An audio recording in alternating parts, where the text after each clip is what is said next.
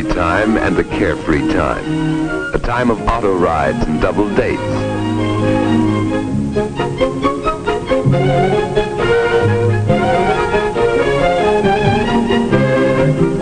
It's a time of fun, of pranks and jokes, of ice cream cones and chocolate sodas. Youth is a time for getting a job, for finding one's place in the world. But sometimes in these troubled days, the very thoughtlessness of youth has led to a living nightmare. Addiction to drugs, too often acquired with tragic carelessness, may take control of a life and force actions not dreamed of before. To these addicts, life's only work is to find money for drugs. In their desperation, no means is too foul. Their only goal in life is to keep the deadening chemicals forever in their heart's blood.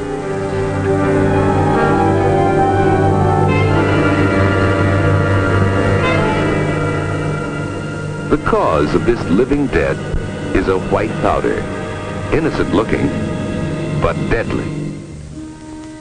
Once this was a poppy growing in Italy or Turkey or some other hot land. The dried juice of this plant produces opium, a powerful drug.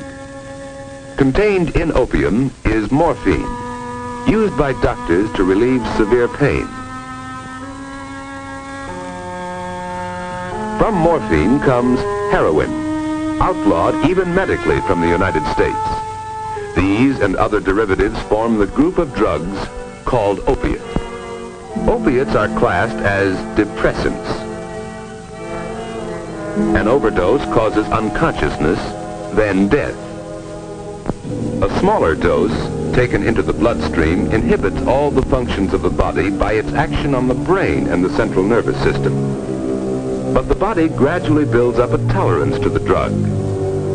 More and more is needed to produce the same effects. After continued use, the body acquires a physical dependence on opiates, so that withdrawal of the drug causes a brief but violent illness until the body can make a readjustment. Another depressant is marijuana, derived from the hemp plant. It inhibits and distorts the action of the brain and nervous system in a manner somewhat different from opiates. A third drug, cocaine, is derived from the leaves of the coca plant. Its action is different from that of the depressants. When cocaine enters the body, it has a strong effect on body functions by acting as an irritant on the brain. Cocaine causes unusual and often unpredictable feelings and actions. Instead of physical dependence, marijuana and cocaine cause profound mental and emotional disturbances. A large overdose of cocaine causes convulsions, then death. Government agencies charged with the enforcement of narcotics laws have been able until recently to decrease steadily the number of addicts in the United States. These addicts have included persons in every walk of life. Some are petty criminals who will remain drug addicts all their lives. Many addicts come from teeming slum areas where human misery runs high. But the grim specters of heroin, marijuana, and cocaine are not confined to any area or to any group. Wherever there is a troubled personality, no matter how hidden or unrecognized, there may be a seedbed for drug addiction. So unpredictable is this habit that occasionally even one who knows the dangers may become addicted before he realizes it.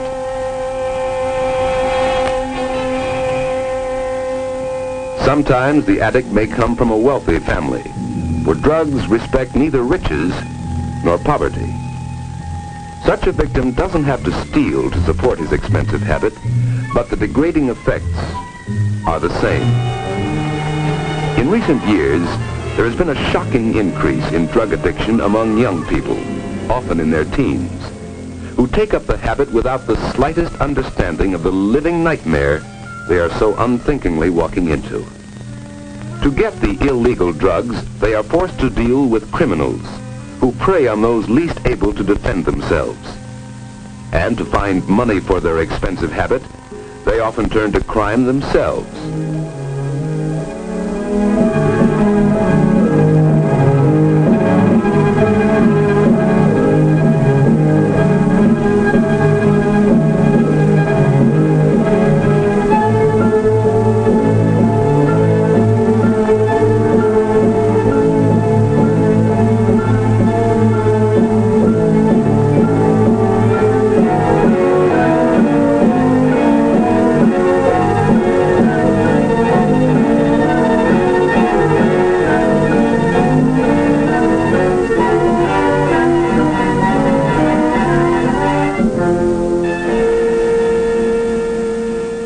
I looked down under his foot and I found this envelope with 6 caps in it.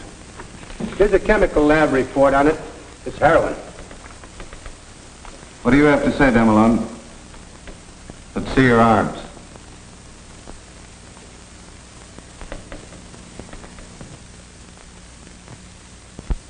How long have you been taking heroin? Well, Speak up. about 2 years, I guess. What about before then? Well, I smoked marijuana for a while. How long? 4 or 5 months, I guess. How did you get started on this? Well, I don't know. A friend of mine, well, he started me. Started by a friend. An oft-told story. For drug addiction is contagious. One addict can make 5. 5 can make 25. Marty's story is like many of the others. It started 2 years ago with marijuana cigarettes. Come on, it's my turn next. Gee, Duke, where'd you get him? I know a guy. 3 for $1. Let me try. Gee, I feel awful funny. Me too. I feel kind of sick. Come on, Marty, pass it on. Marty got kind of sick too, but he wouldn't let on. He was determined to be one of the gang if it killed him. And it almost did. Several weeks later, after smoking reefers, Marty's befogged brain hit on a clever way to open pop bottles. Later, Stan went to the hospital for swallowing broken glass. Marty badly cut the inside of his mouth, though he didn't even know it at the time. Duke was the one who got Marty on the habit.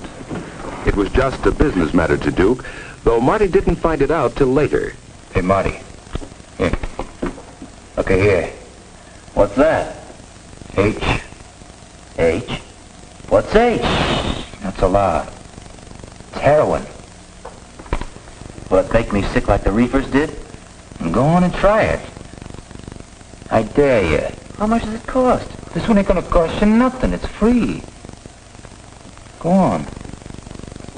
I dare you. In his ignorance, Marty took that dare, little knowing the eventual horror that lay in the deadly white powder. Those first capsules were free. But when Marty started asking for them, the price came high. $1.50 apiece. That's right, kid. $15. This ought to hold me for a while. I hooked my camera to get this dough. Where's my cut? You don't get one. This kid's hooked. Go out and get some new kids if you want to cut. Well, he's still snorting it. So what? Snorting or mainlining, what's the difference? He's hooked. Hey, look, I gotta have my cut. It's costing me more than ever now that I'm on speedballs. That cocaine comes high. That's your problem, kid. So, you're snorting it, huh? Yeah. Well, don't be a sucker. You're wasting it that way. Use a needle. Is that what you do, Louis? Listen, kid, I ain't on the stuff. Don't ever think I am. Yeah, sure. Like I'm doing it, see? Mainlining it. Don't it hurt? Yeah, sure, some. I guess that vein will give out someday. But the stuff costs too much to waste it. That's right, kid. You ought to go on the needle. Nah, I don't want to punch myself full of holes like that. But he did use the needle, despite his fear of it. At first he shot the drug under his skin, then directly into the vein. As his body gradually built up a tolerance, he needed more and more of the drug. There was no pleasure in it for Marty. It was a bodily demand. He was using 4 or 5 caps a day now, They cost him $7.50, $52.50 a week. It was more than his salary at the store could pay for.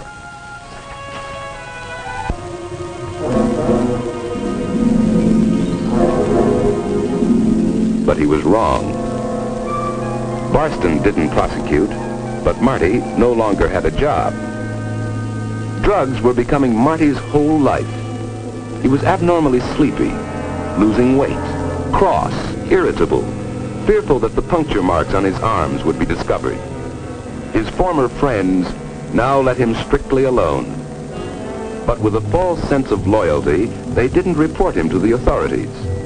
They would have done him a favor if they had. The only associates left for Marty were other drug addicts like Duke.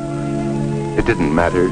Nothing mattered but the ever-present craving for the drugs. He had given up interest in everything else. Marty's family saw all of these symptoms, and others too, but didn't understand them.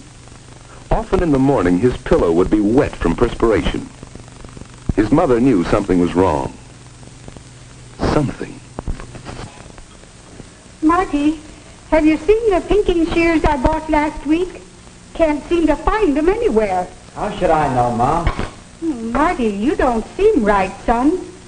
I'm worried about you. I'm all right, Mom. Just leave me alone. There's something wrong. I'm going to take you down to Dr. Bleeker's this afternoon for a checkup. No, I'm all right. Well, you don't act like it, son. I don't know what it could be. Ever since you lost that job at Mr. Barston. I don't know. I'm all right, Mom. I'll snap out of it. I hope so. You've lost weight. You don't have dates. You don't go out with the fellas anymore like you used to. There's something wrong. I know there must be. Well, boys go through all kinds of stages. Dr. Bleeker can tell us if there's anything wrong. I hope it isn't anything serious. Marty! Marty! Marty was hooked, physically dependent on heroin. When he was without white powder too long, his whole body revolted in dreadful protest. Sweat poured from him. He got the shakes. He had cold chills. His nose ran and his eyes ran. He was doubled up by piercing cramps, plagued by sudden attacks of vomiting and of diarrhea. Nothing could stop these attacks but more of the white drug in his veins. All right, kid. Beat him. I don't want you hanging around here. Okay. Give me a chance. Hitting it tough, huh? None of your business. Okay. That's the way you feel about it? I was just trying to help you out, that's all. Yeah. You wouldn't help your mother out of a rat hole. How would you like to make a fast couple of bucks? Doing what? Oh, it's easy. Nothing to it. I could use some new customers. Customers. You mean suckers. I'll give you the same cut I gave Duke. What happened to him? Oh, he's brought in everybody he knows. I gotta branch out. Well, I could use the dough at that. Fine. Shut him out on reefers. It's easier that way, and it's cheaper. Yeah, that's the way I started. You got him? Sure. For you, 2 bits apiece. Well, give me 2 for now. That's all the dough I got. Right now. So Marty went out to spread his contagion. And Louis, well, it was just business to him. The capsules of heroin, so necessary to Marty, were only so much stock to Louis. That stock had reached him through a series of well-organized underworld transactions. Some months back, smuggled ashore in a box of fresh-caught fish, were a number of small tubes of pure heroin, 1 kilogram in all, a little more than 2 pounds. Originally bought for $1,000, it was resold after being smuggled into this country for $7,000. It was mixed with a similar-looking white powder, milk sugar, and sold again for $30,000. These were big business transactions possible only by organized criminal syndicates. Many believe such syndicates, in a cold-blooded scheme to create a market for their drugs, are directly responsible for the sudden growth of drug addiction among young people. By the time Louis Legty got it, the heroin had been cut many times, passed through many hands. He cut it again and put it up in capsules. There was less than 3% heroin in those capsules. The underworld made more than $250,000 on the original $1,000 investment. Big stakes, worth taking a few chances for, especially when Pusher Louie would take the rap. But even Louie wasn't taking much of a chance. He had junkies, dope addicts, working for him, like Marty Demelon. Marty had to keep going somehow to bring in the daily flow of money necessary to keep his habits supplied with drugs. When there were no new customers for Louie, Marty worked at any job he could find. But the jobs didn't last long. Often he had to turn to petty thieving and shoplifting to get the money he so desperately needed. Before long, he became fairly well known to the police. Mrs. Demelon, do you have anything to say? Yes, Judge. Marty, he isn't a bad boy. I wish you could have seen him before he started this poison. He always made good grades at school. He was doing so well at Mr. Barston's grocery. Judge, he's a good boy. I understand. Demelon, I believe you acquired the drug habit through ignorance. If you knew then what you know now, you probably never would have touched that first marijuana cigarette. Well, there's no way of undoing it now. I'm going to sentence you to 1 year in the municipal jail. However, I'll suspend sentence if you're willing to be committed to a hospital for the treatment of drug addicts and stay there until medically discharged. You mean to try to kick the habit? That's right. They know how to get you over the physical dependence with the least amount of withdrawal sickness. Do you agree?